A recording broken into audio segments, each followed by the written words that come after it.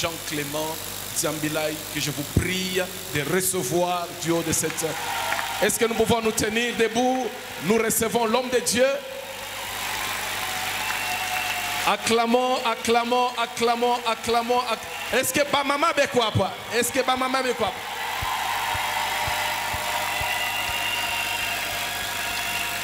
Que Dieu vous bénisse abondamment. En fait, nous bénissons le Seigneur d'abord pour le pasteur Lambert ainsi que toute cette équipe qui vient d'accepter pour nous accompagner à cette grande œuvre. Nous disons que Dieu vous bénisse abondamment.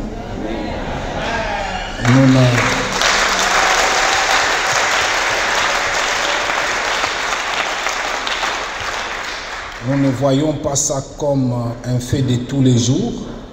Nous ne leur avons pas adressé une invitation, mais eux-mêmes, ils ont fait cette démarche pour participer, pour montrer réellement qu'ils sont avec nous. C'est pour cela que j'aimerais le dire de tout cœur. Ça nous va droit et ça va rester farci dans notre mémoire. Et nous apprécions cela à sa juste valeur. Et nous croyons que ce que vous faites, ce n'est pas pour un homme, c'est pour Dieu. Le fait que vous puissiez accepter comme du temps passé chaque fois, ou encore même à la dédicace du temple que David devait construire et qui n'a pas construit. C'est Salomon, son fils, qui pouvait construire. Les gens pouvaient se déplacer à l'Orient, à l'Occident, pour venir contempler, pour venir dédier ce temple à Dieu et voir ces bien-aimés ici réunis. Ils viennent de loin pour venir à la dédicace de ce temple. Nous disons tout simplement merci Seigneur.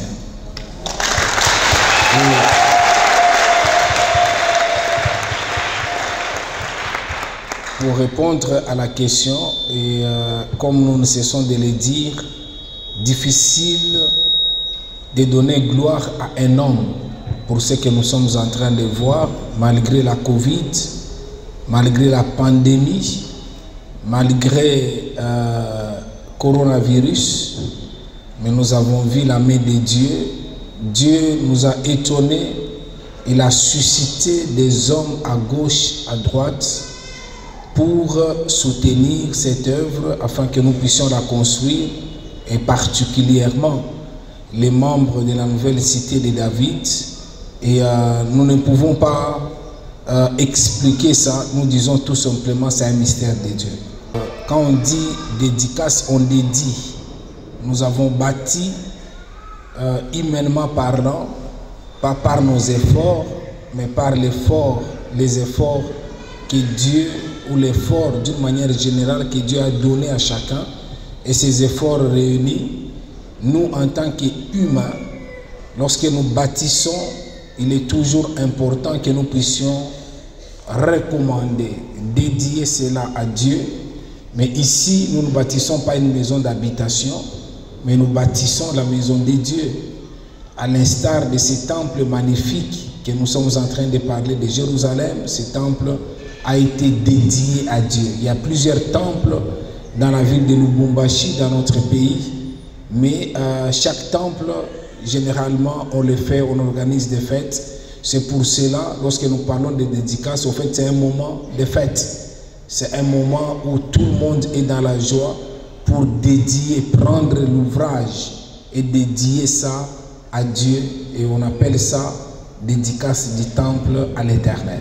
Bon, jusque-là, je n'ai pas le sentiment de satisfaction, sinon je m'arrête. Quand on est satisfait, on s'arrête, on dit que non, non, c'est bon. Et jusque-là, c'est comme si je suis en train de vouloir que le Seigneur nous amène là où lui-même il veut, afin que la satisfaction soit totale. En fait, l'archevêque Duncan Williams, c'est un père pour l'évangile à travers le monde.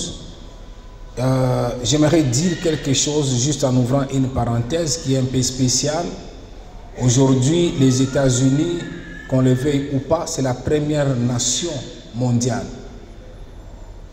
Aucun pasteur africain n'a jamais prié pour l'investiture d'un président aux États-Unis, excepté l'archevêque Duncan Williams, qui a été invité à l'investiture du pasteur et à l'investiture, pardon, du président Trump, où il était là. Tout le monde l'a vu à la télévision et on lui a donné les micros, il a fait cette prière. Donc c'est pour montrer réellement le niveau de cet homme. C'est vraiment une grande bénédiction pour le continent. Il est un père pour le continent. Et aujourd'hui, l'invité ici, ce n'est pas tout simplement à cause de ce que je viens de dire, mais c'est quelqu'un, il a été où je me suis greffé à lui personnellement, mais les quelques temps où je me suis greffé à lui, ma vie a connu un grand bouleversement, beaucoup de choses qu'il a dites au sujet de ces temples que nous sommes en train de voir, beaucoup de choses qu'il a dites au sujet de notre pays que nous sommes en train de voir, beaucoup de choses qu'il a dites même avant le confinement de Covid. Nous avons vu ces choses-là. C'est vraiment pas simplement un apôtre, un archevêque, mais il est un grand prophète. Alors il y a des choses qu'il a dites et on dit parce qu'il fait partie de cette histoire, nous l'invitons, et aussi parce que nous voulons, les connaissants, qu'il soit une bénédiction pour le corps de Christ dans la ville de Lubumbashi et dans notre pays. C'est pour cela qu'on s'est dit, connaissant la grâce qu'il a, l'onction qui l'accompagne, en l'invitant à Lubumbashi, il y a quelque chose. Aujourd'hui, nous avons beaucoup de ministres de Dieu intègres dans notre ville. Nous avons des chrétiens qui aiment beaucoup le Seigneur. Dans les temps, quand on parlait de notre province, on parlait que les vrais prophètes qui nous venaient de Kabongo, qui nous venaient de Kamina, c'était vraiment des vrais prophètes. Mais à un certain moment, nous voyons comme si, d'une manière ou d'une autre, il y a quelque chose qu'il faut qu'on puisse pousser. Et pour pousser, nous avons besoin de l'onction des pères de notre province, mais nous avons aussi besoin de l'onction d'un père au niveau de l'Afrique pour pousser afin que les choses ne soient plus comme hier. C'est pour cela que nous avons invité quelqu'un qui est capable de nous pousser afin que quelque chose change dans le corps de Christ, dans notre ville et dans notre pays. En fait, lui-même, il avait l'habitude de dire un succès sans successeur, c'est une forme d'échec. Amen. Est-ce qu'on peut acclamer pour cette réponse?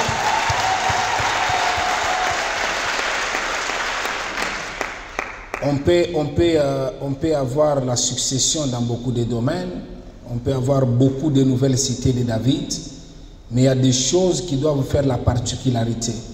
Et si nous devons conduire dans cette particularité, je crois que s'il était vivant, il serait fier en disant que mon idée, mon esprit, ma vision, c'était de bouger à travers le monde des hommes de Dieu pour qu'ils viennent bénir la ville de Lubumbashi.